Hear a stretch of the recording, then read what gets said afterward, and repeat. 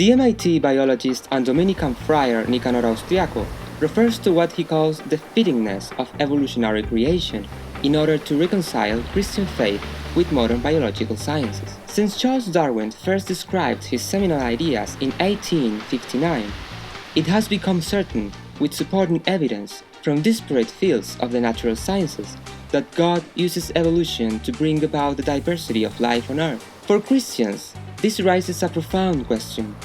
Why would God have chosen a strategy of evolutionary creation rather than one of special creation, as the book of Genesis appears to describe? To answer questions that seek to penetrate the mystery of God, and our question about God's motives behind creation is certainly one such question, theologians appeal to arguments from fittingness. Arguments of this kind have been utilized throughout the history of the Church to illustrate the coherence, intelligibility, and beauty of the Christian faith. St. Thomas Aquinas used these arguments in his work, as Joseph Warino observes. For Aquinas, arguing from fittingness involves understanding why an end is attained better and more conveniently with the choice of a particular means, rather than another. In this sense, and as St. Thomas himself explains, choosing to ride a horse is more fitting than walking if one seeks to quickly reach one's destination on a journey. Since fittingness arguments examine the appropriateness of a particular means to attain a certain end, we begin by asking, what is the end of creation? Why did God choose to create at all? The Catechism of the Catholic Church provides the following answer. Scripture and tradition never cease to teach and celebrate this fundamental truth. The world was made for the glory of God. Later, the Catechism explains, we believe that God created the world according to His wisdom. We believe that it proceeds from God's free will. He wanted to make His creatures share in His being, wisdom, and goodness. God created to reveal His glory, His power, and His perfection. This is the end of creation. Professor Austriaco asks himself whether or not evolutionary creation attains this end in a more fitting manner than special creation. Austriaco proposed that it does. We begin by acknowledging that God could have created everything in the world directly and immediately without using other causes. He could have done everything himself, and yet, when we look at the history of creation and the history of salvation, we discover that God has preferred to act through His creatures. He generates infants through their parents. He heals the sick through their doctors. Whenever the circumstances require it, God acts directly, but whenever it is possible and fitting, He acts through His creatures. Why does God do this? Why does He prefer to work with and through His creatures rather than without them? St. Thomas explained that this mode of action allows God to give His creatures a share of His causality. And in doing this, He reveals His power. To understand this claim, consider two teachers who are working with a student who is struggling with calculus exam. One teacher simply completes the question for the student. He acts directly on the exam. He writes down the answer. The other teacher teaches the student enough calculus so that the student can complete the exam himself. Instead of acting directly, this teacher answered the exam with and through his student. Who is the better teacher? Clearly, the second teacher.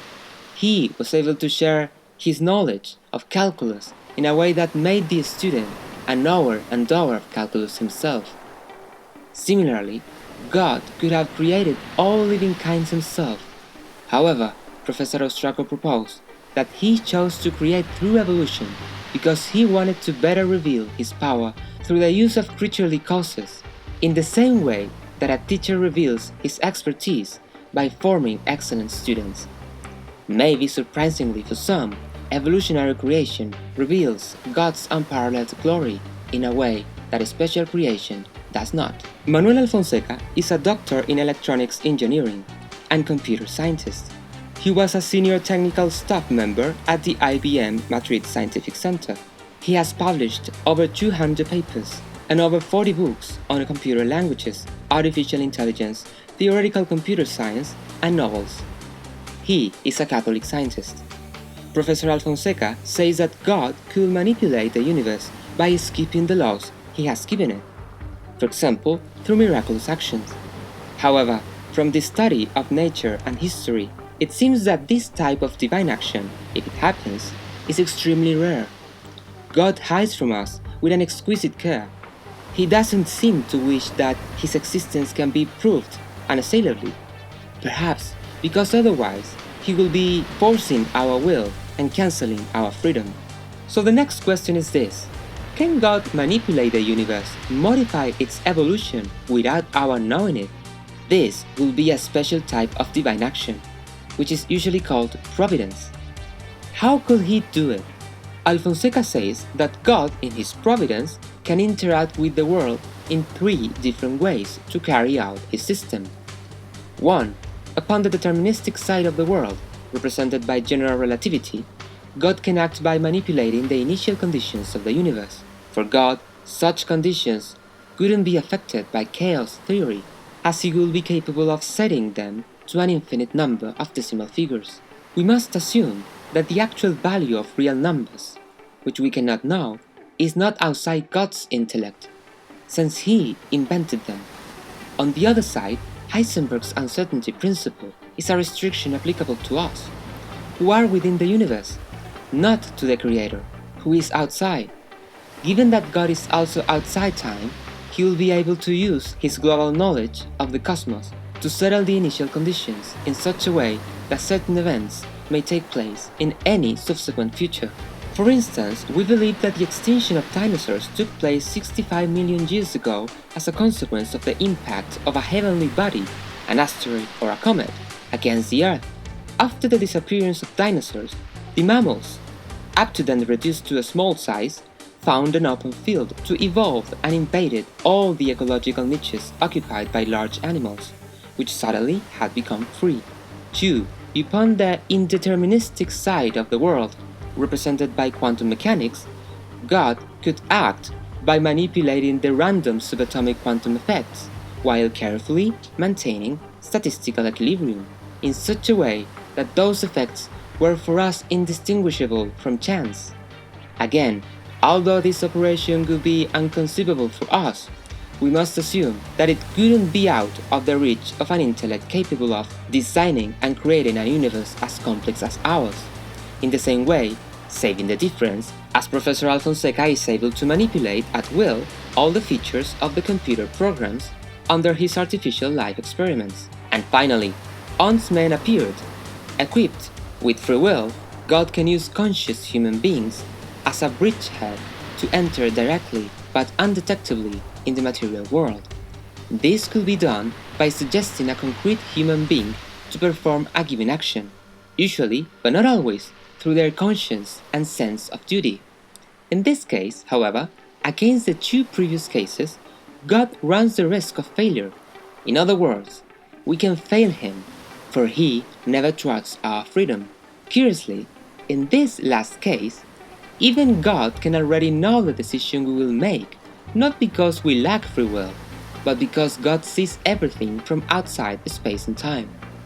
This idea that the universe can be scientifically explained while remaining fully dependent on God is profoundly Thomistic. God doesn't act as a mechanical designer adjusting detail midway, but at the first cause that enables secondary causes to operate according to their nature. So the next time you look at the nature around you, when you see the sea moving in seemingly random patterns, you will notice that it actually seems to pulse, as if it were a giant heart, and you will observe the symmetries in vegetation. You will think about the hundreds of thousands of years that had to pass to reach this moment. But at the same time, you will contemplate not only the order that nature projects at first glance, but also the order embedded at the chemical and physical levels, and how that order has allowed, since the beginning of time, the most marvelous event to take place in our solar system and on our planet Earth.